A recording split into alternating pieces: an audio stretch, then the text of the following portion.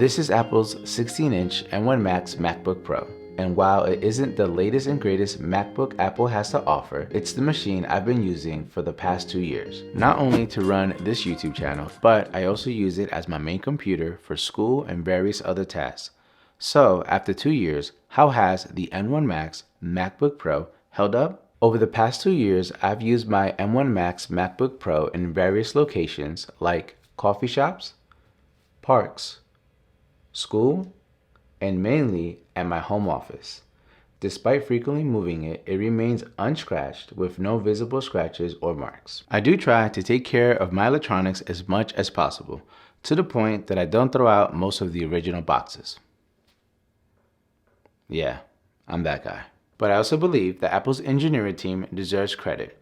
They have chosen durable, high-quality materials for these MacBooks, which seems to be built to last, unlike some of the other electronics made today. The ports on the MacBook have also held up without issues. I primarily use one of the Thunderbolt ports to connect to my display, which also charges the MacBook, and the SD card reader for importing videos and photos. Despite initial reports of SD card reader issues when these MacBooks were first released, I haven't encountered any problems over the past 2 years. At my home studio, I have my MacBook set up as the second display on my desk.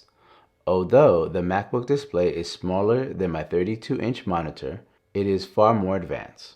The Liquid Retina XDR display is not only bright and color accurate, but it also has ProMotion, which allows it to run at 120 Hz. Everything on this display seems to look better and run smoother, but it will be difficult to use just a 16-inch display now that I've become accustomed to working off a 32-inch monitor. However, when I'm out and about using the MacBook, the 16-inch display is perfect, whether I'm trying to be productive or enjoy the latest episode of one of the many anime series I'm currently watching. Another aspect of the MacBook that gets primarily used on the go is the keyboard. At home or at school, I mostly use a Bluetooth keyboard from Logitech, the K380.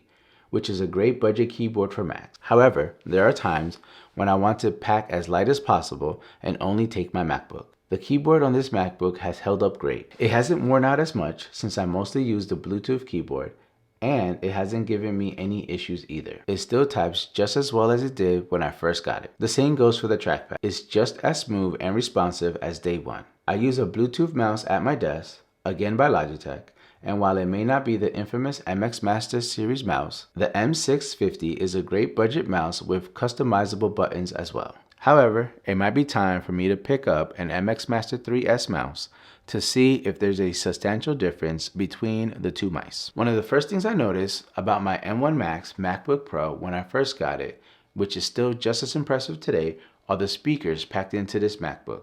They are amazing. Not only do they sound great, but they also get quite loud. Overall, the M1 Max MacBook Pro has held up great, and while I do take care of my MacBook, it's also a well-engineered machine. One way I haven't stressed my MacBook is when it comes to the battery.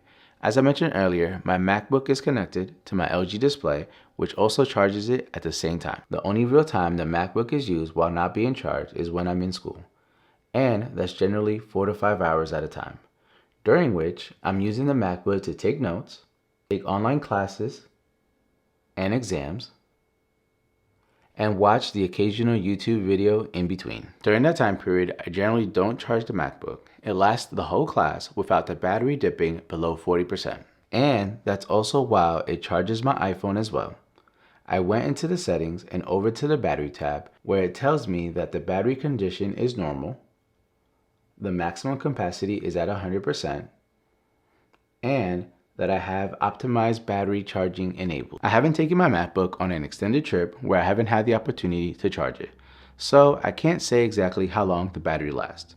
However, over the past 2 years, the battery life on the MacBook hasn't been an issue for me, likely due to how I use it. Now, for the main reason I even picked up this MacBook, its performance. After using this MacBook for 2 years, I can't recall of a single time I've had the fans kick in. Have you had the fans on your MacBook run?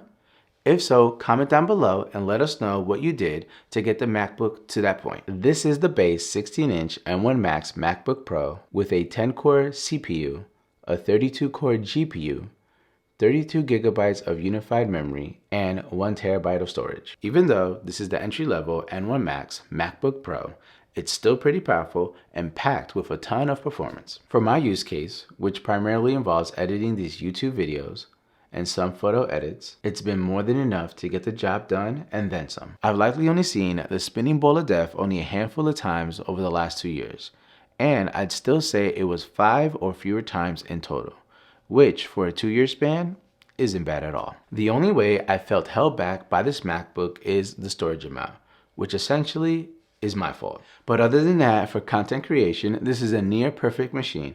And with the updates to macOS, it continues to run smoothly and add new features it didn't have at launch, like widgets, live wallpapers, and some other things as well. Final Cut has also seen a few updates in the 2-year spans, which has also helped improve the overall experience using this 2-year-old MacBook. So that's been my experience using the 16-inch M1 Max MacBook Pro for the last 2 years.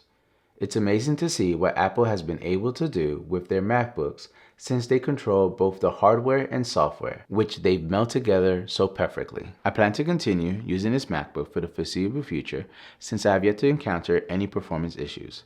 It's a great machine, not just for content creation, but also for a multitude of other tasks. If you're considering purchasing a MacBook in 2024, you could opt for a refurbished M1 Max from either Apple or Amazon. I'm confident that you won't be disappointed in your purchase. Hopefully, this video has helped you in your decision-making process. Thanks for watching, and I'll catch you all in the next one.